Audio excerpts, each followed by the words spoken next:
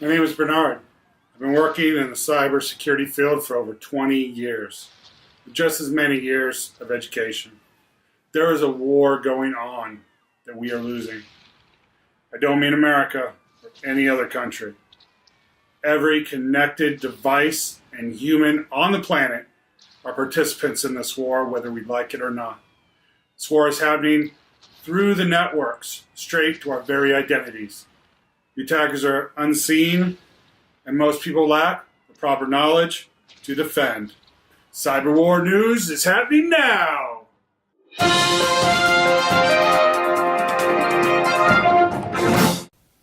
This is Cyber War News Now, reporting on the cyber war for April 14th. Current top headlines are tracking phones and solving crimes. I don't need no instant response plan. And email fraud Canadian style. Let's discuss what is happening in the field. When detectives in a Phoenix suburb arrested a warehouse worker in a murder investigation last December, they credited a new technique with breaking open the case after other leads went cold. The police told the suspect that they had been data tracking his phone to the site where the man was shot 9 months earlier. They had made the discovery after obtaining a search warrant that required Google to provide information on all devices that recorded near the killing, potentially capturing the whereabouts of anyone in the area. The warrants, which draw on an enormous Google database employees call Sensor Vault, turn the business of tracking cell phone users' locations into a digital dragnet for law enforcement. In an era of abundant data gathering by tech companies, it is just the latest example of how personal information, where you go, who your friends are, what you read, eat, watch, and when you do it, is used for purposes many people would never have expected.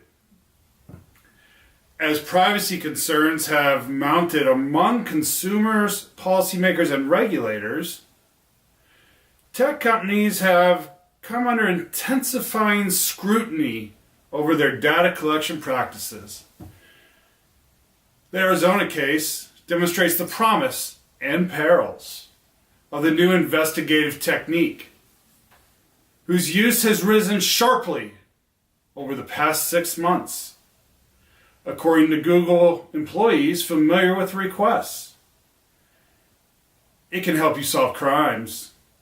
Now, if you remember how they found the Joker in the Dark Knight, this is the exact same. This is a great case of Hollywood come to real life. If you remember that scene, it was described as too much power for one person. Well, this power is in the hands of corporate America. I hope they use it wisely. Thank you, Google. Incident response? We don't got no stinking incident response. The majority of companies, 77% of respondents, don't have a cybersecurity response plan applied across the enterprise, according to a study conducted by the Ponemon Institute. One of the primary reasons for this is the well-documented security skills shortage. Survey respondents said they lack the headcount to maintain and test their instant response plans and are facing between 10 and 20 open seats on cybersecurity teams. Only 30% of respondents reported that staffing for security is sufficient to achieve a high level of cyber resilience. And 75% of respondents rate their difficulty in hiring and retaining skilled security personnel as moderately high, too high. The primary takeaway for enterprises should be put a cyber response plan in place now. You're not building a cybersecurity program on a sound foundation unless you've done that. It doesn't have to be super complex. This response plan will help minimize the response times.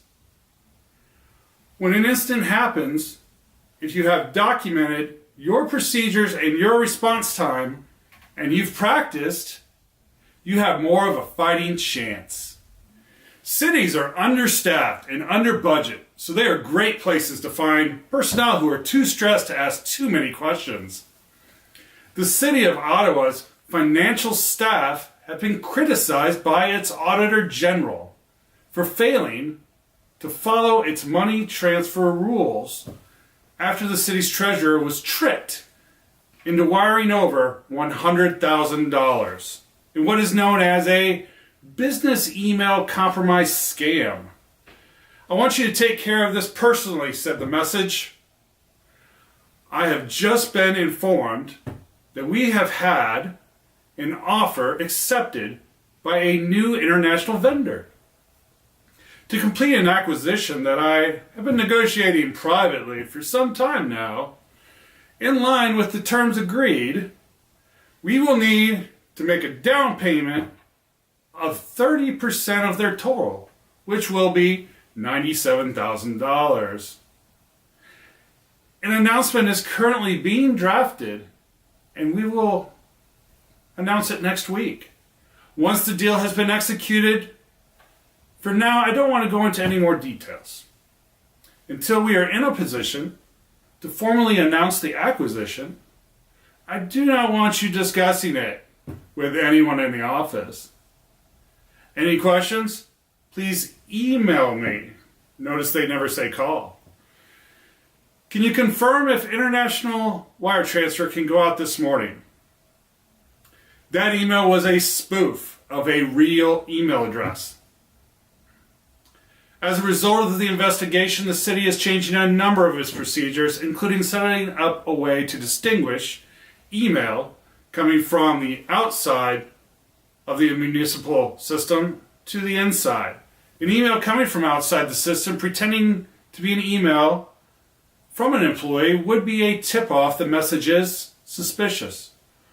One way to do this is by color-coding email. For example, messages in red come from outside. The city is also working on toughening wire transfer and other procurement procedures. The ability of any one employee to both create and approve a wire transfer in the financial institution system has been removed, except for those with administrative rights. This demonstrates the principle of least privilege, which is a great security practice. In a war, we cannot see. Knowledge is your only defense. Stay safe, stay secure, and we'll see you next time. I hope this video provided you with current information to prepare a cyber defense strategy. Please provide a like, and don't forget to share with those you care about. If you'd like me to discuss a specific issue or have a question, please leave a comment below. Don't forget to subscribe to this channel and all of my social media outlets so you don't miss any of the top news from the cyber war. Thanks for watching.